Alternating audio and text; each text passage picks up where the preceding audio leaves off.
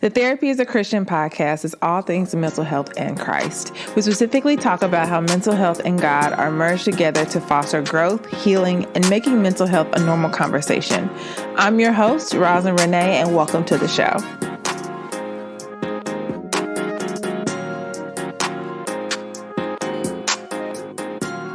Hello and welcome. You are listening to the Therapy is a Christian podcast.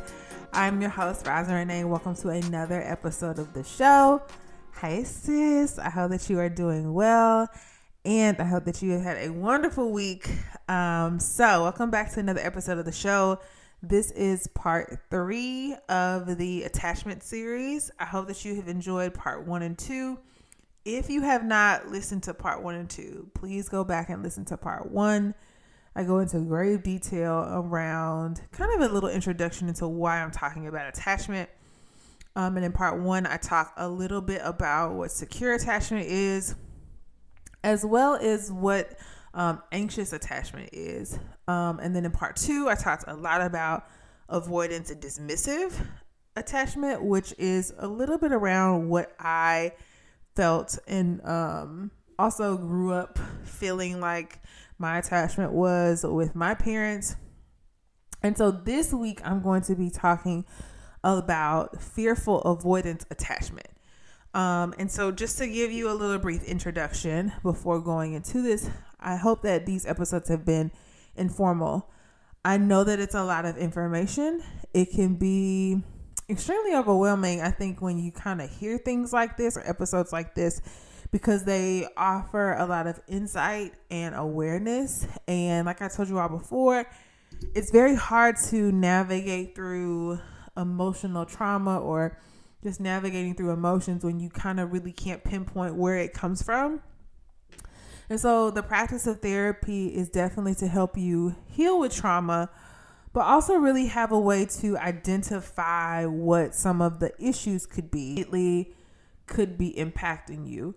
And so my goal with all these podcasts is to just, give light and relevance, but also help you to kind of see where some of these layers of trauma can come from. It can be extremely overwhelming and extremely hard to deal with. And again, I've learned so much in being a counselor that I said I would do another episode about that. But I really wanted to talk about attachment because I see this happen a lot with a lot of the people that I work with, especially Black women. I work with a lot of Black women and I see this often with us. And so I wanted to just preface that. Additionally, why I wanted to talk about attachment, y'all know I'm always going to attach faith to this, is that as a believer, I think oftentimes when we talk about building a personal relationship with God, anytime we talk about personal relationship with God, that can look very different for everyone. I don't think and don't believe that any relationship with God is the same for everybody, because there's oftentimes a lot of things to unpack when it relates to attachment and creating a relationship with God, because there can be sometimes trauma spiritually. There can be sometimes lack of trust because you don't really fully know or understand the character of God. But also there can be just kind of like this overwhelm of like, what does this even look like? Because God is not like us. And so our limited thought or limited viewpoint of God does not ever sometimes, we can't ever understand the fullness of who he is. We get to experience great parts of our relationship with God. And so sometimes it can be really complicated when you are in hard seasons or you go through a bad relationship or experience death or experience trauma, no matter what age, that oftentimes these situations can impact you spiritually. And so one of the things I always have said and kind of have learned even more in doing therapy is that not only are we impacted personally, emotionally, and mentally by certain things, but we are also very much so impacted spiritually. And there can be a lot to unbox there. And so your attachment and your relationship with God matter. And so some of these things can help you have some language and understanding into why maybe you may react to God a certain way, or you may even, lean on God in certain seasons or not lean on God in certain seasons. I think God's entire goal is to always lead us back to him. And I think one of those things is really helping us to understand self-awareness, which is ultimately my goal with helping share my story, as well as share other people's stories when I do interviews, and also share topics like this that you may have never heard of. So let's get into the podcast. So we're going to talk today about fearful avoidance attachment. As I've stated before in the previous episodes, I talked about secure attachment, anxious attachment, avoidant attachment, and then fearful avoidant attachment.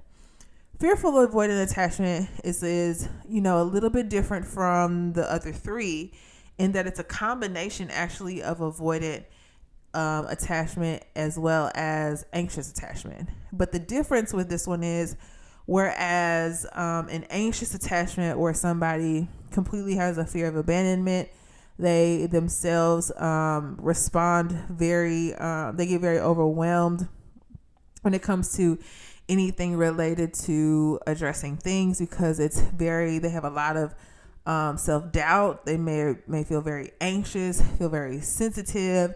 They feel like they lack emotional safety because they experience a lot of inconsistency with parents. And so they are unsure of what to do in a lot of situations, which creates a high level of anxiety. Whereas avoidant attachment is completely dismissive. They're very self-reliant. They're very avoidant, and they can also be very distant, meaning it doesn't bother them to not be attached to people. And so there's a deep sense of wanting to be attached to people, but because of the ability to not really address emotion or anything that requires emotion, avoidant attachment is very like, I'm good. Whereas fearful attachment is very different because it's a combination of the two. It's also kind of described as the unpredictable or disorganized attachment. So someone with this specific attachment style will often have a desire for close relationships, but at the same time fear trusting others and believe they'll get hurt if they get too close. So kind of like comparing the other ones, really with like dismissive attachment, where someone might just be like, I don't have to be close to you. A kind of fearful avoidance attachment is someone that wants to, but they fear so often that they're going to get too close or that somebody's going to hurt them. So it's a combination of clinginess and avoidance. And so there's this longing to be close, but they genuinely fear and believe they're going to get hurt. But they want the closeness, but it's oftentimes really hard. So they may talk themselves out of things, or they self-sabotage relationships, or very unpredictable in relationships. And they're also very isolated because there's this constant tug of war of like, can I trust them? Can I not trust them? What are they going to do? Are they not going to do this? And it's just very, very overwhelming. And so I'm going to give a quote that was from an article that I'll attach in the show notes for you all and kind of talk through it. So like avoidant attachment, they often cope with distancing themselves from relationship partners. But unlike dismissing individuals or avoidant individuals, they continue to experience anxiety and neediness concerning the partner's love, reliability, and trustworthiness. So whereas avoidance, and kind of the difference with this is there's a combination of you want to avoid the situation, but you still really long to be close to them. And even as I'm describing this, I know that this sounds extremely overwhelming and probably like hard to hear because it's very contradictory, but these are very much so things that people feel because of the level of attachment that might have happened either growing up or maybe experiencing some really big level of trauma, or not really having that consistency. So some common things that happen when a child or a person may feel very fearful of avoidant attachment is they don't really have a sense of safety. They always feel like something is wrong. This can be for someone who might have experienced consistent chronic trauma growing up, no matter if it was abuse or emotional abuse, or had a parent that was like very narcissistic, or feeling their physical safety was often a threat, meaning they may have been abused for long periods of time. And so there's this hypervigilance. And hypervigilance is basically like always being on guard. Like you're never feeling like if you go somewhere, you're going to feel fully safe or even know what an aspect of safety looks like. You cannot regulate your emotions. It's very hard for you to do so, meaning you can probably always feel anxious, always feel on edge, always feel like you are struggling with knowing what balance looks like and how to create it. You have a high degree of difficulty of trusting others. So it's very hard for you to even see people as trustworthy, even if they have never given you a reason to not trust them.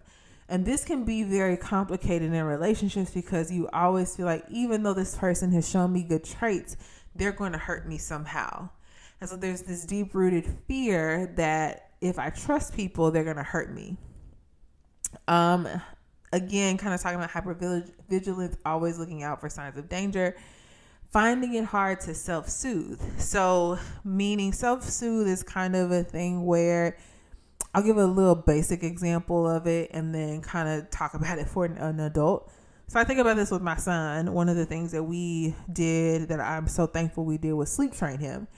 And it started off with just us putting him in the crib at 3 months. Now, for people that are parents that co-slept or had babies that co-slept, my son did come back into bed with us at times. But for the most part, I really tried to, throughout his first year, train him to sleep in his bed.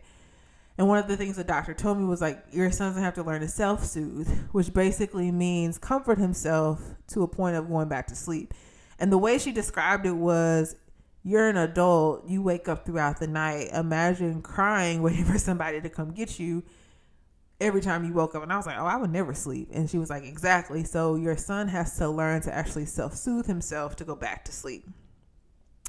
And so for a long period of time when we were sleep training him, there were times where he would cry and I would have to, for a certain amount of minutes, just not go pick him up for him to eventually kind of calm himself down to go to sleep. Now it's to the point where I can put him down at 7 at night and he pretty much sleeps through the night. He may wake up here and there and kind of cry, but he pretty much goes back to sleep. And he has learned to kind of self-soothe himself or kind of essentially regulate his emotions to know like we're not gone, but also I'm okay, that nothing is wrong. But the hard part with someone who may have experienced an attachment, and I'm going to give this example as an adult. I'm not saying that every adult who didn't sleep train as a baby doesn't know how to self-soothe. I'm basically kind of saying that's an example of it. So, but what it looks like in a more practical way is instead of you knowing how to calm yourself down, you may require a lot of things in order to regulate your emotions, meaning not feel overwhelmed. You may have to talk to people or have people around you, or you may have a hard time knowing how to do this. So this can be even for people who may go to alcohol or may go to marijuana or may go to recreational drugs to kind of try to soothe whatever emotion they have or just outrightly avoid it. And so you have a hard time sometimes dealing with the emotion because it's hard to soothe it away. You might be very fidgety. You also may not have a sense of personal boundaries. So for someone who may be struggling with fearful attachment, you don't even know really what boundaries look like for you, because boundaries are, if I kind of put this boundary up, does this mean this person is going to leave me? And so there's this also can sometimes be this feeling of, I don't want to hurt the person's feeling, but I don't want them to continue to hurt me. So it's kind of like you don't really have an understanding of what healthy boundaries actually look like. You may also have a difficulty concentrating. I also give this and say this to clients a lot because I have a lot of people that come to me that ask like, do they struggle with ADHD because they may struggle with focus? And I kind of always say you do need to be tested by somebody to see if you have ADHD, but a lot of times ADHD can really look like trauma. And we may think we have ADHD because it's hard for us to focus, but in all actuality, you may just be having a trauma trigger where you may find it hard to concentrate. You may also find it hard to keep friends, which can be a really big thing, because one thing that comes with having friendships is communication, dealing with conflict, trust, opening up and being vulnerable, friendship is way more than just kind of going out with people, which to some degree you can have friends that you just go out with. But where's the value and the substance in deeper things, especially as you're an adult? You find that you need more than just that to kind of cope through the day or cope through life, because there are a lot of situations that occur that make it very hard to kind of navigate friendships when people, when you don't have people you can share things and open up with. So you find it hard to keep friends because there requires some level of vulnerability, and with a lack of trust and feeling like, I don't know if I can trust, that back and forth feeling creates a lot of anxiety and can make it hard to keep friends. You also may disassociate to cut off feelings. So what that means is you completely kind of disengage altogether in order to deal with the feeling. You don't want to deal with the feelings you might feel. This isn't necessarily always happen in relationships, but this can happen if, like, this is the first thing that comes to mind, but like you apply to a job, they never contact you, and so now you completely, instead of feeling and saying I feel rejected because this job didn't reach back out to me, or just feel like kind of taking it for what it is, or like, okay, they didn't reach out to me, you completely like talk bad about that company, or just completely disengage altogether and kind of disassociating yourself with that thing completely in order to not deal with the negative emotion that you felt. I hope that makes sense.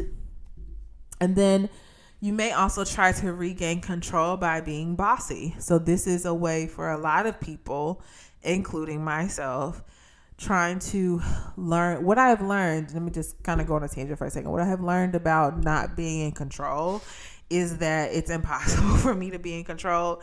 But there are tactics where I have tried to be in control, and it's very hard because I can't control people, and a lot of times I can't control situations. So it makes it very challenging to try to deal with a lot of things. And one of the things, especially in relationships, I've learned, and I really kind of learned this through being married to my very, very care what I try to say about being bossy towards him husband, because he's like, girl, I'm not gonna do what you tell me to do. And he's very supportive, and we have great communication. But at the same time, I would always say, like, I know best, so you need to listen to me, when in all actuality I don't know best. But in order to regain control for me emotionally, my default reaction a lot of times was trying to boss him around. Like, you should do this and this would fix the issue. When in all reality, I'm just trying to be very in control because I don't feel emotionally safe in that situation. So a lot of times it's like, kind of going through some of these things, we kind of wonder, where does this even come from? Because sometimes this can continue into adulthood. If you might experience some things as a kid, and really that high level of anxiety and having a hard time to trust people can make it really hard to know what to do.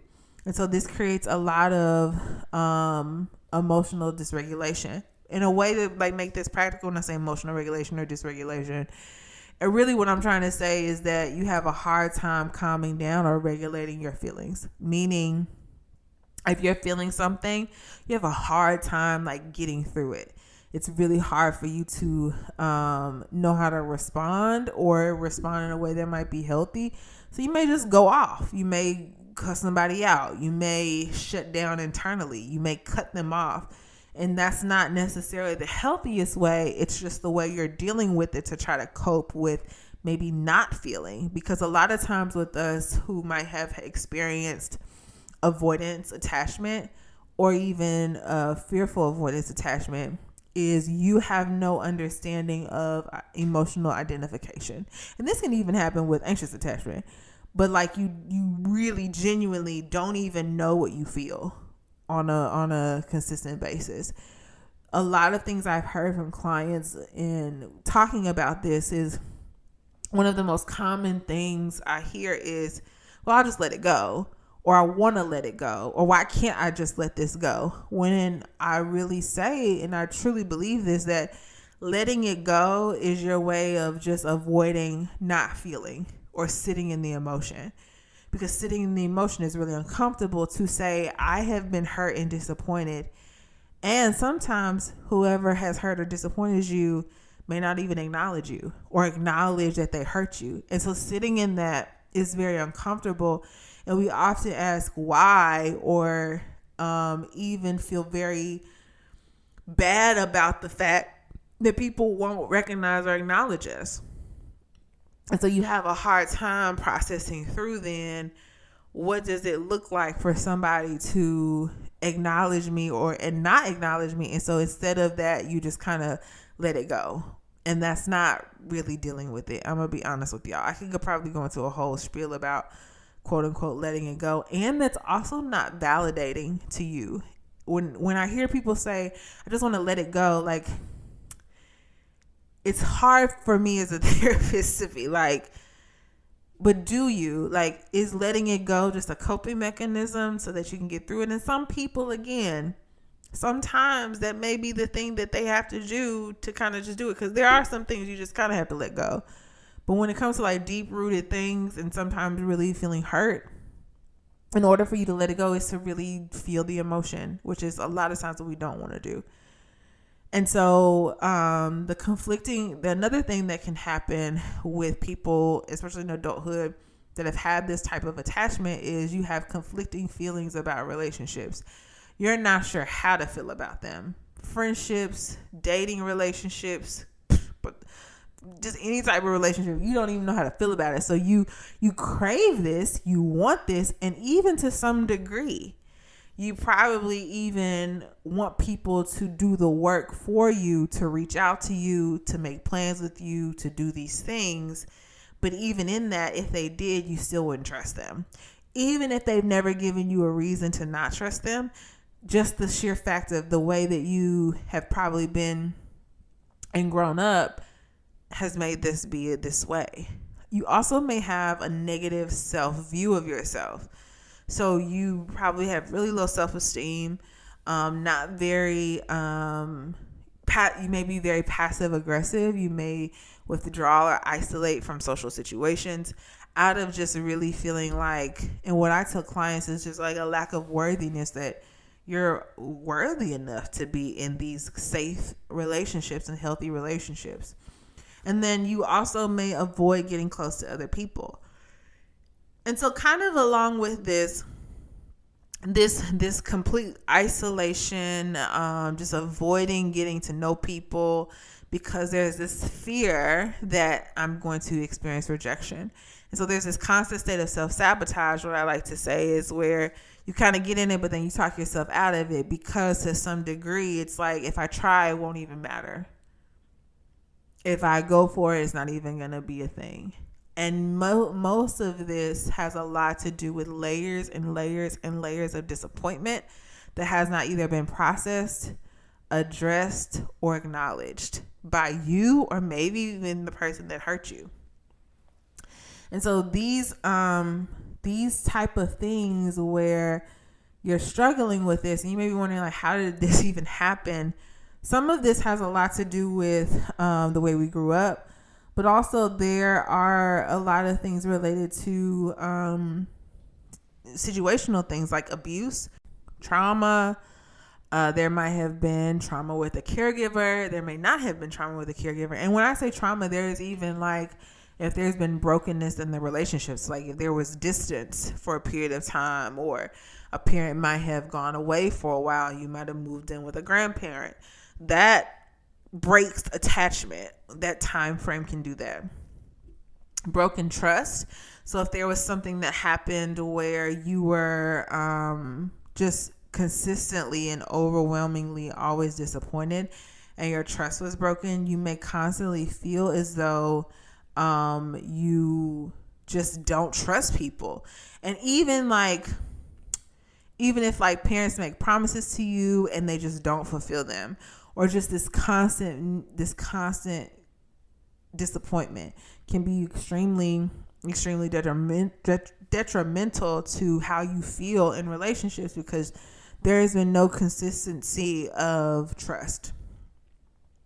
There's also a thing to this in some degree, and I know that Black parents, we kind of are in a new wave, I feel like, of this term thrown around called gentle parenting. And y'all, it's very hard to not use traditional ways of discipline with your children. It's really hard. it's something that's kind of newly being explored and accepted in the parenting space. But there's a lot of also like miseducation around what it looks like. But for sure, the idea is to really learn to treat your children like people. Which growing up when I grew up, it's like, you're not a person, you my kid, and whatever I say goes. And so that does create in some degree toxicity because you then kind of feel less than. And so one of the things that can really impact and kind of even impact this attachment is threatening language. So toxicity related to language and physical threats, or like, I'll beat your A, or I'll smash you up against a wall, or I'll knock your head off. Like things like that can, although be in our heads, hearing like as an adult, if I hear a parent say that, I don't think to myself that they're not parenting well. I think to myself, this is something my mama would say to me.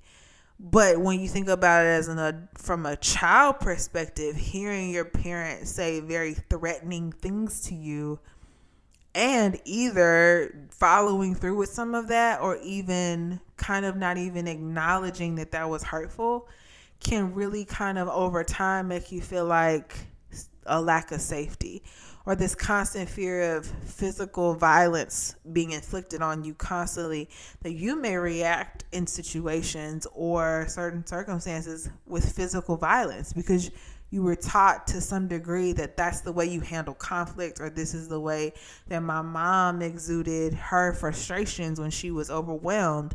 And so this degree to this is like safety, quote unquote, of me expressing my feelings is me cussing you out or inflicting harm. And that can be very unhealthy in any relationship. If it's a man and a woman, and a man is inflicting harm on a woman, but even a woman inflicting harm on a man. And although sometimes we may downplay it and say it is playful, after so long, like that really doesn't support a loving, caring relationship, even if some degree we may see it as that because that's all we've known. Okay.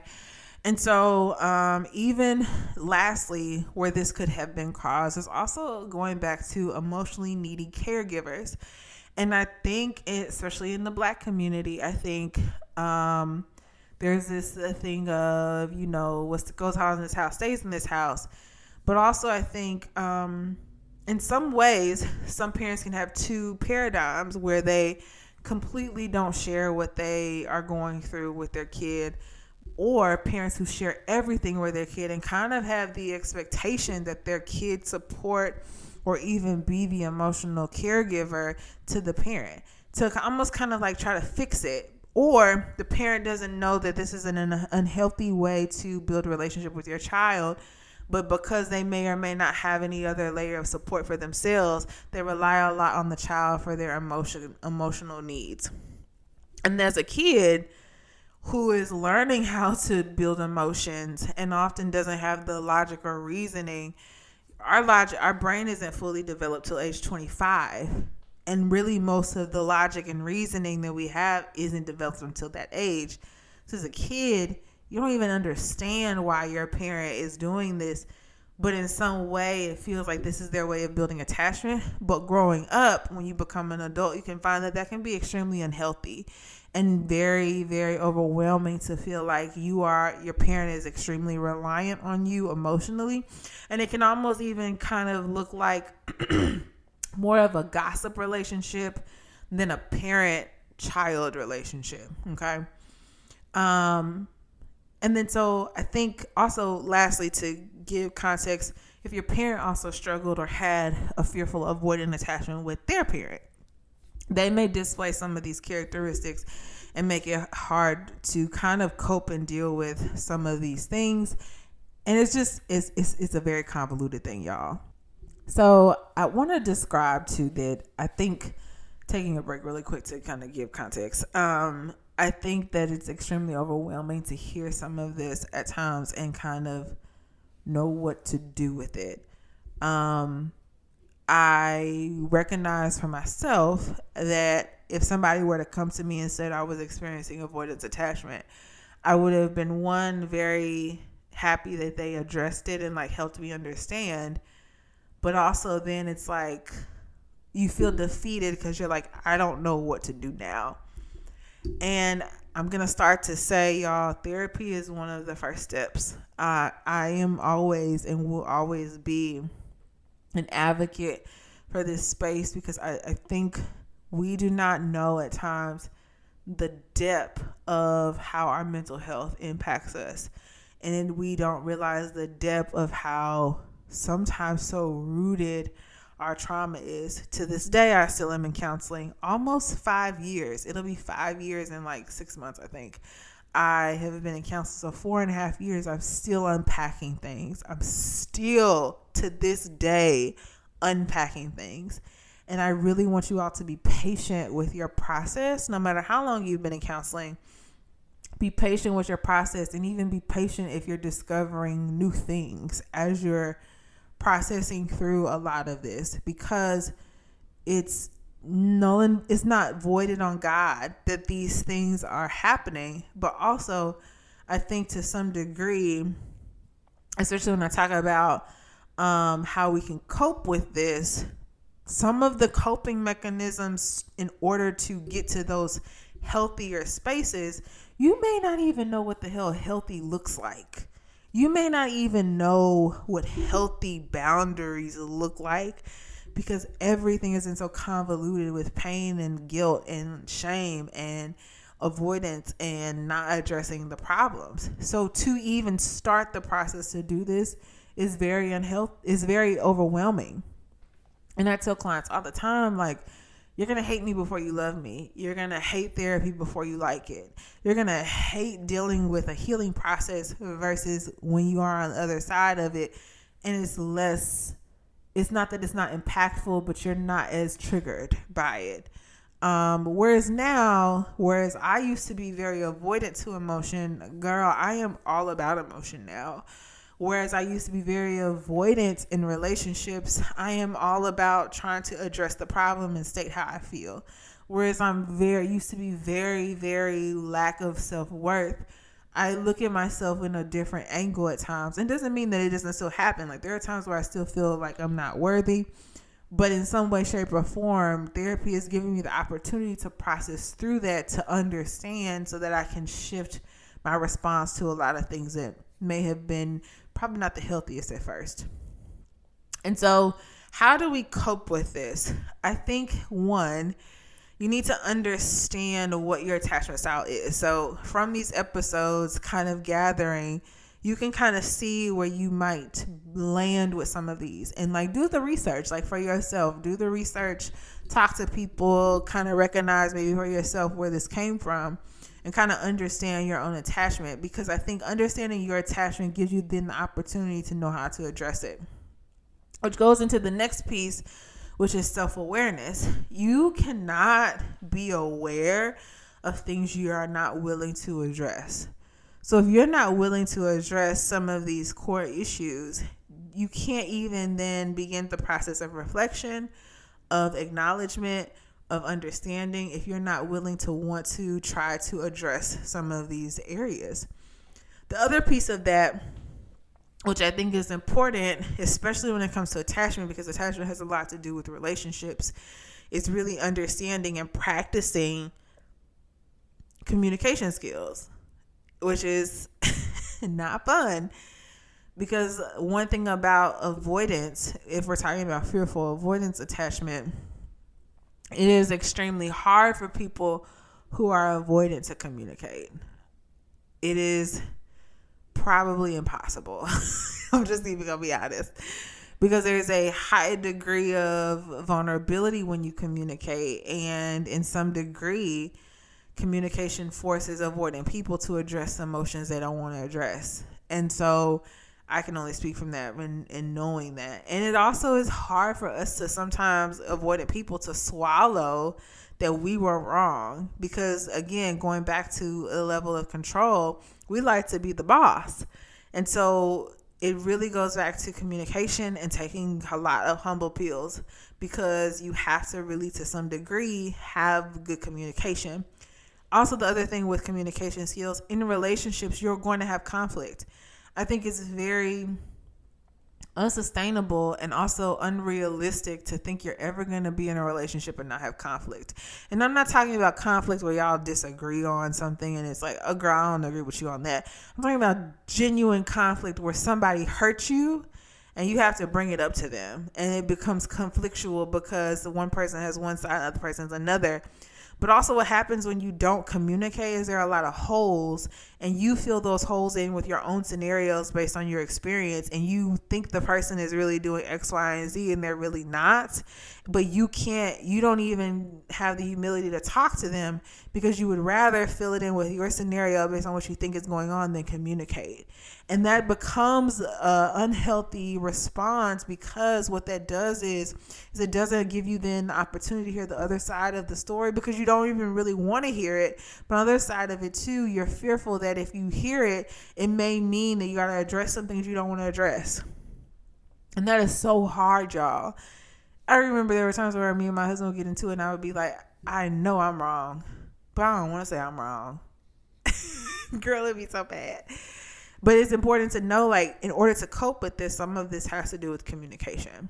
And sometimes in some degree, maybe even becoming estranged to people because you really can't even communicate with them because their stuff may have been hurtful to you.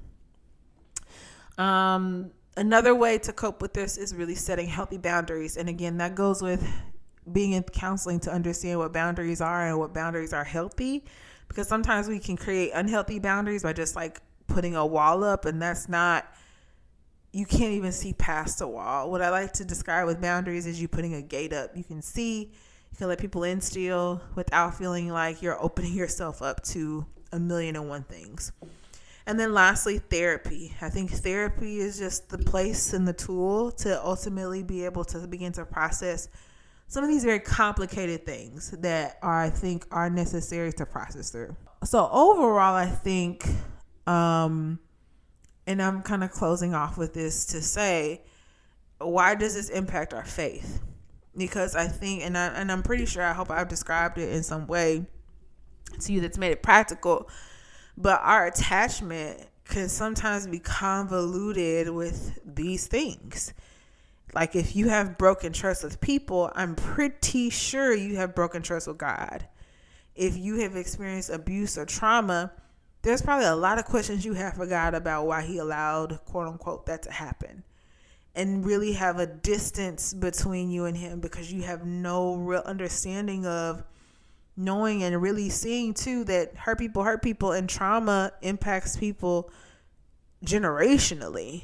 And so it takes understanding and it takes believing that God is there for us. And also, I read a scripture the other day. It was Romans 8. I want to say it was, I'm going to find it real quick while I'm talking, but like it was talking about how nothing can separate us from God's love. And I think it's really hard to probably even, in my way of looking at it, really even understand that there's nothing that could separate me from my Father, because so much of me feels like there's something's happening and I'm separated from him. But Romans 8:38-39, and this was the scripture: I'm convinced that nothing can ever separate us from God's love, neither death nor life, nor angels nor demons, neither our fears for today or our worries about tomorrow.